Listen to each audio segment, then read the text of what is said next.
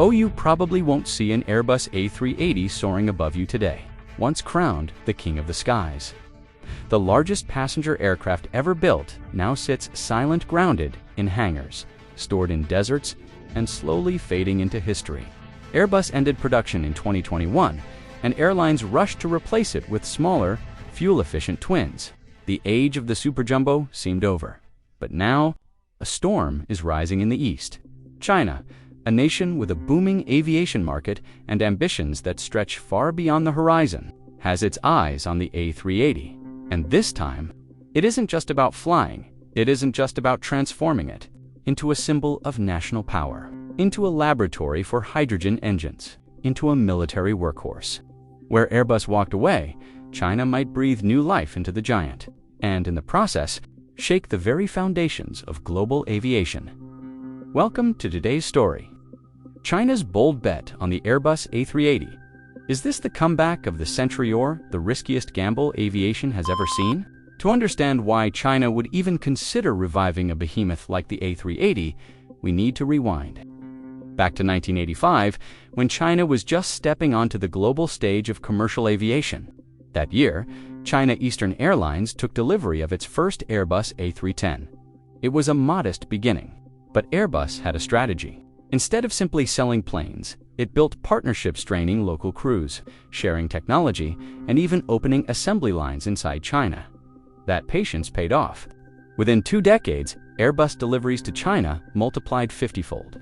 By 2013, half of China's large aircraft carried the Airbus logo, and when Airbus released its global forecast, it predicted something shocking.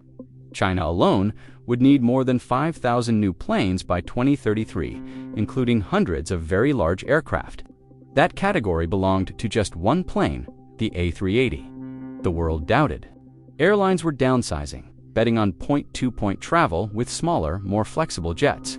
But Airbus believed China's mega-hubs and passenger volumes would make the A380 not just viable, but essential. And for a time, China seemed to agree. The A380 was more than a plane. It was an audacious dream, a double-decked titan so large that airports had to rebuild their infrastructure just to handle it. Emirates made it famous with showers and lounges in the sky. Singapore Airlines, British Airways, and Qantas joined in. But beneath the glamour, the cracks showed.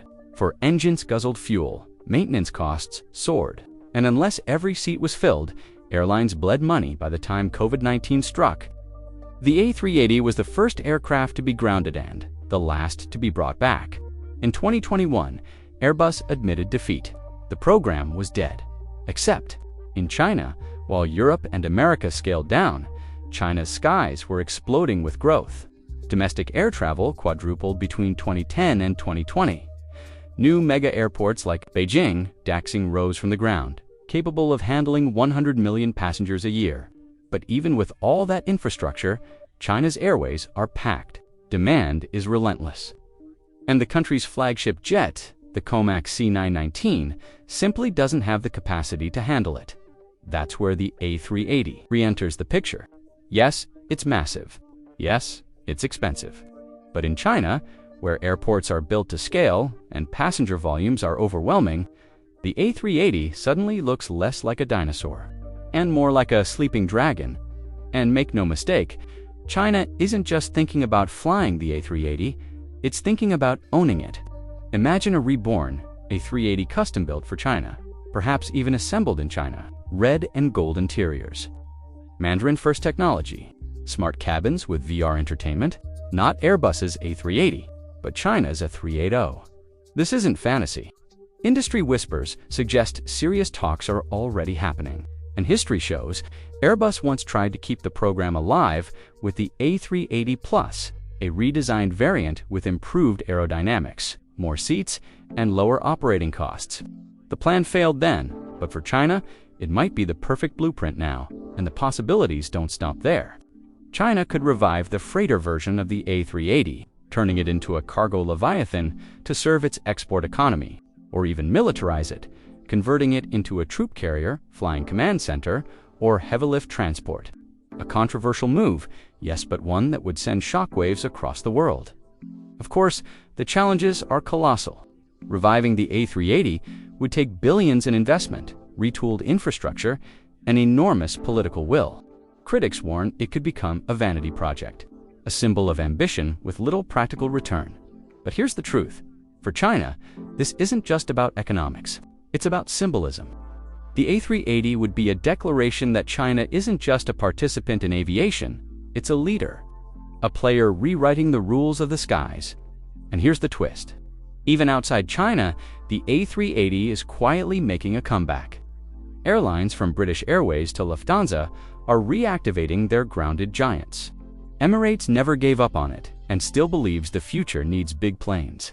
Passenger numbers are rising, airports are running out of space, and suddenly, the logic that killed the A380 doesn't look so certain anymore. The A380 wasn't supposed to return, but thanks to China and a world once again hungry for capacities, not as a relic of the past, but as the defining aircraft of a new era. So, what do you think? Is this the rebirth of a legendor? The beginning of aviation's biggest gamble? Thank you for flying with us. Don't forget to like, share, and subscribe. For more bold stories from the skies, you probably won't spot an Airbus A380 flying above your head today, once celebrated as the king of the skies. The largest passenger aircraft ever built now sits quietly in storage yards, collecting dust in desert boneyards, or waiting in hangars like a retired champion past its prime. When it was unveiled, the A380 was more than just an airplane, it was a promise, a symbol of humanity's ambition to go bigger, higher, and farther. For a while, it captured the imagination of travelers and airlines alike. But today, it looks more like a relic of a dream that came too soon. In 2021, Airbus officially shut down production. Airlines around the world, desperate to cut costs, retired their fleets in favor of smaller, more fuel-efficient twins like the Boeing 787 and Airbus A350. The verdict was clear. The age of the superjumbo was over. Or so the world thought. Because now, far to the east, a new player is considering a move no one expected. China, the fastest-growing aviation market on Earth. With ambitions that stretch into the stratospheres eyeing the A380, they want to transform it into something the world has never seen before. A flying laboratory for hydrogen engines. A military leviathan capable of moving armies across oceans. A national icon reborn with Chinese identity and Chinese pride. Where Airbus walked away, China might just breathe life into the giant, and in doing so, they could shake the very foundations of global aviation. Welcome aboard today's journey. China's bold bet on the Airbus A380, a story of ambition, rivalry, and the question that hangs in the air: will this be the greatest comeback of the century, or aviation's most dangerous gamble? To understand why China is even interested in reviving a colossal aircraft most of the world has abandoned, we need to rewind the clock back to 1985. That year, China Eastern Airlines welcomed its very first Airbus aircraft, an A310. At the time, it was a small step, but symbolically, it was massive. Boeing had long dominated the skies, and Chinese airlines were heavily reliant on Russian aircraft. Airbus was the underdog. But Airbus was patient. Instead of flooding China with planes and hoping they'd sell, the company played the long game. It trained Chinese pilots and engineers. It offered technology transfers. It built assembly lines on Chinese soil. Airbus wasn't just selling airplanes, it was embedding itself into China's aviation DNA, and the results were staggering. Over the next 2 decades, Airbus deliveries to China multiplied 50-fold. By 2013, Airbus controlled half of China's large aircraft fleet, a feat no one could have predicted in the 1980s.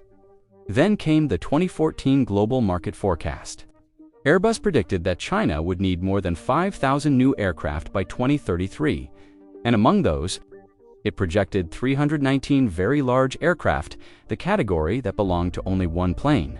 Airbus envisioned a different future for China, one where scale and megahubs ruled. The A380 wasn't a luxury, but a necessity, and China listened. The Airbus A380 was more than an aircraft. It was an audacious dream, sculpted out of titanium, carbon fiber, and ambition. It weighed nearly 300 tons. It stood taller than a 7-story building, and it could carry more than 800 passengers in an all-economy layout. No plane in history had ever attempted such scale. The sheer size of the A380 forced airports to evolve. Runways had to be reinforced. Taxiways had to be widened. Jet bridges had to be redesigned for 2 levels of passengers, and for a while, the gamble worked. Aviatrix turned the A380 into a flying palace with onboard showers and luxury lounges. Singapore Airlines made it the crown jewel of its fleet. British Airways and Qantas followed, but beneath the luxury, the numbers didn't add up. For engines, burned fuel like a ravenous dragon. Each aircraft cost more than $400 million, and unless every seat was filled, airlines bled money. Meanwhile, the world was changing. The Boeing 787 and Airbus A350 offered point-to-point travel with lower costs and higher efficiency. Passengers preferred more frequent flights over fewer giant ones. Flexibility was the future, and the A380 was anything but flexible. By the time COVID-19 grounded global fleets, you're unlikely to spot an Airbus A380 in the skies today. Once hailed as the king of the skies, the largest commercial aircraft ever built. It now sits quietly in hangars or gathers dust in storage facilities. Production stopped in 2021, and airlines retired it in favor of smaller, fuel-efficient twins. The age of the superjumbo seemed over, but now a new storm is brewing coming from the east. China, a country with sky-high ambitions in a booming aviation market, is eyeing the A380 a resurrection. And this time, they might not just fly it, they might transform it into a symbol of national aviation power. A flying laboratory for hydrogen engines, or even a military workhorse. Airbus may have walked away from the A380, but China just might breathe life back into the giant, and in doing so, shake the very foundations of global aviation. Welcome to today's episode, China's bold bet on the Airbus A380, comeback of the century, or colossal gamble. To grasp why China is even remotely interested in reviving a giant like the Airbus A380, we must turn back the clock way back to a time when China was just beginning to spread its wings in the commercial aviation sector. The year was 1985. China Eastern Airlines welcomed its very first Airbus aircraft, an A310. At the time, it was a cautious courtship. Boeing had long dominated the global skies, and China had relied heavily on Russian aircraft. But Airbus was patient and strategic.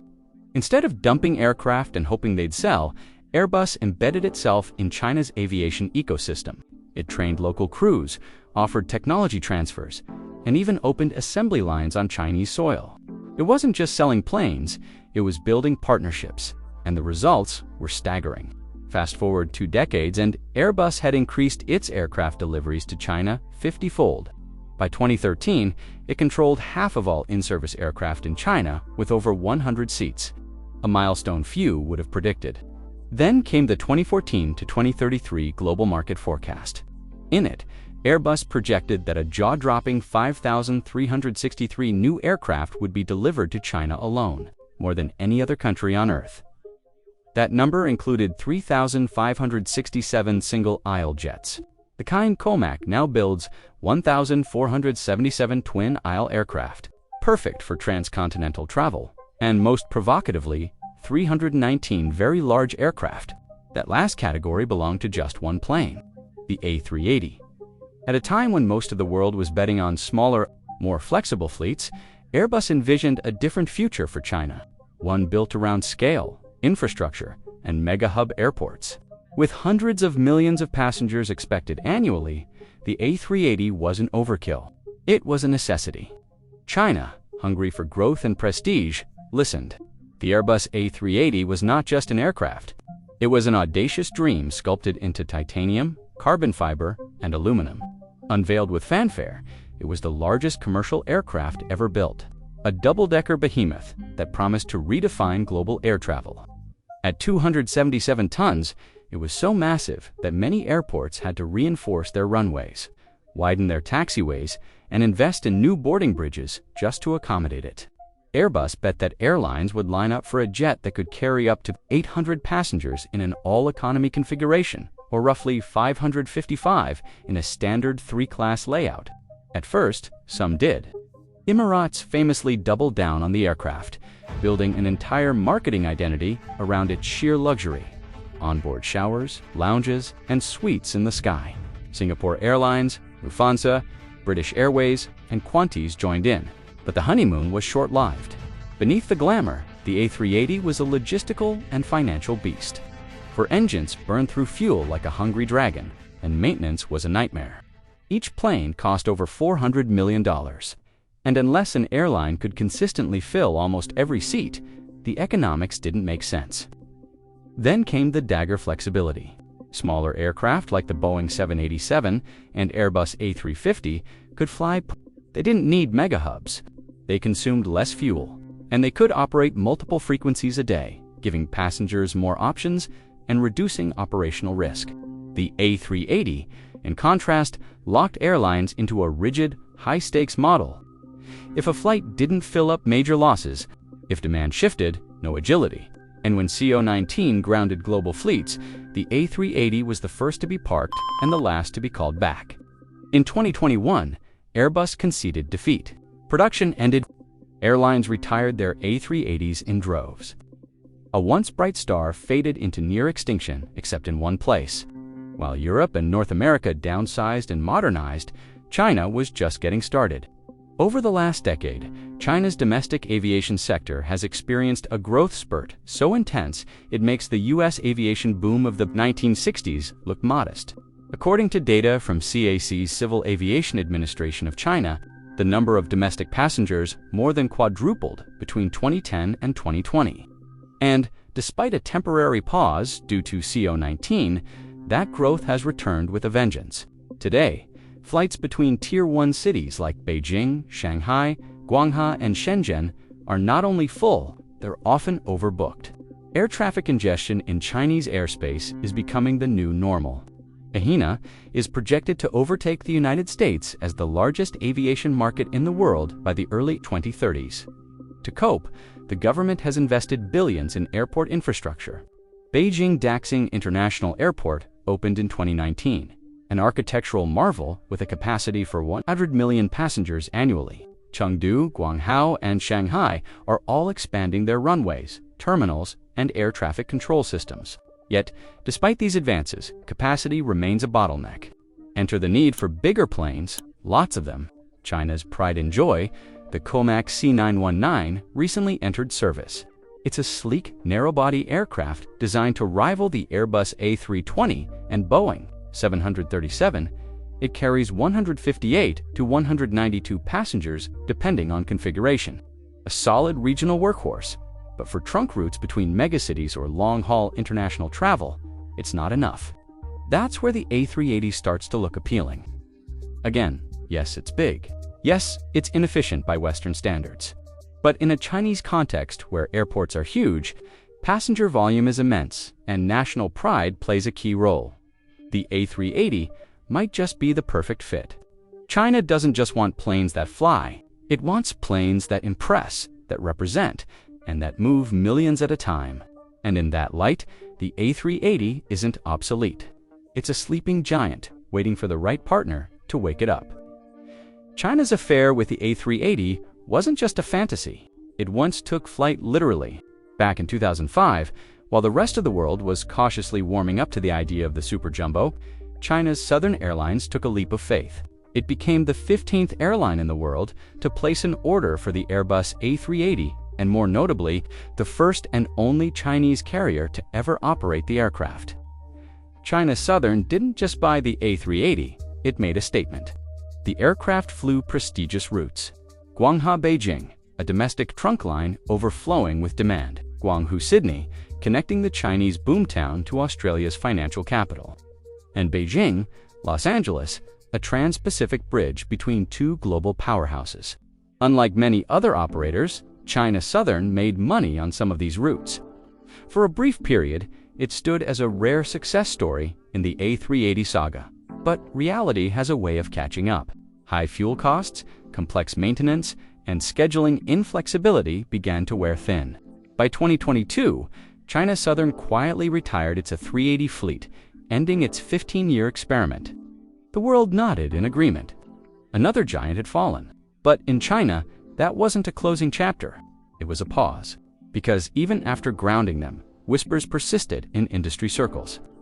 The A380 wasn't dead in China. It was in hibernation, waiting, watching, and now stirring again. In the world of aviation, comebacks are rare. But then again, China isn't like most countries. As the rest of the globe consigns the A382 aviation museums and desert storage lots, China is rewriting the narrative. This time, it's not just about flying the A380, it's about owning the future of it. China wants the A380 back, but on its terms. Government insiders and aviation analysts suggest that talks are underway. Serious strategic talks between Chinese aerospace authorities and Airbus. The objective to resurrect the A380 with localized production, customized interiors, and even exclusive variants tailored for the Chinese market. Why would Airbus entertain this? Simple demand. While Western carriers opt for fuel-efficient twins, China's massive domestic routes, think Beijing, Shanghai, or Shenzhen, Changangdu, and surging international ambitions make the case for ultra-high-apity aircraft compelling. Again, think of it. 500-plus passengers shuttled across megacities in a single takeoff. Fewer slots, lower cost per seat, perfect for a market where volume trumps variety. But China isn't content with leasing or buying planes anymore. It wants ownership, control, maybe not of the entire aircraft design, but of the process, the customizations, the branding, the identity. Chinese carriers envision A380s with red and gold interiors, Mandarin-first interfaces, private meeting pods for business elites, and VR in-flight entertainment systems. And Airbus, it doesn't currently have an A380 assembly line in China, but perhaps it could. If the political winds align and the market appetite is strong enough, Airbus might just retool parts of its infrastructure or even co-develop new facilities with Chinese firms. This wouldn't just be the A380 reborn, it would be the A380 reimagined, rebranded, and reintroduced by China for China. But what would that new version look like? In 2017, at a time when doubts about the A380's future were swirling in boardrooms and hangars around the world,